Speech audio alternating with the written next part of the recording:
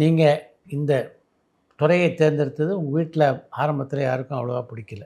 ஒரு காலகட்டத்தில் இதில் நீங்கள் வந்து பெயர் எடுத்ததுக்கு பின்னால் உங்கள் வீட்டில் உங்கள் அப்பா அம்மாலாம் என்ன சொன்னாங்க? அந்த பேர் அப்போ எடுத்தது கூட இல்லை sir. I use to work with Mukesh அம்பானின்னு சொல்லிட்டு அவர்கிட்ட.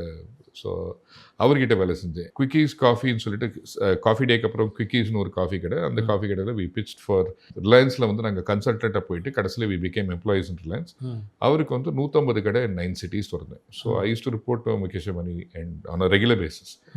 எங்கேயோ இங்கே உறவுக்காரங்க வந்து நான் அவரோட ஹெலிகாப்டரில் டிஏகேசி மும்பை வாஷியில் இறங்குறத பார்த்த உடனே அப்போது என் நம்பர் ஒரு 7-8 வருஷமாக யாருக்கும் தெரியாத ஒரு நம்பர், நான் இருக்கிற இடம் தெரியாத ஒரு ஆளை சடனாக எல்லா கல்யாணத்துக்கும் கூப்பிட ஆரம்பித்தாங்க, எல்லாத்துக்கும் கூப்பிட ஆரம்பித்தாங்க. நிறைய பேர் வந்து பேச ஆரம்பித்தாங்க.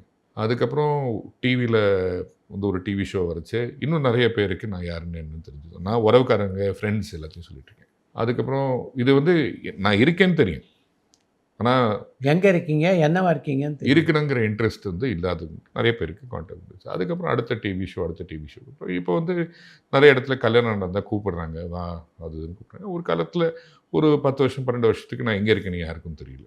லைஃப்பில் வந்து என்றைக்கு நம்ம சாதனை செய்கிறோமோ, என்றைக்கு நமக்கு ஒரு இம்பார்ட்டன்ஸ் இருக்கும், அன்றைக்கி தான் நமக்கு ஒரு இம்பார்ட்டன்ஸ். அது இல்லாமல் நமக்கு இம்பார்ட்டன்ஸே கிடையாது.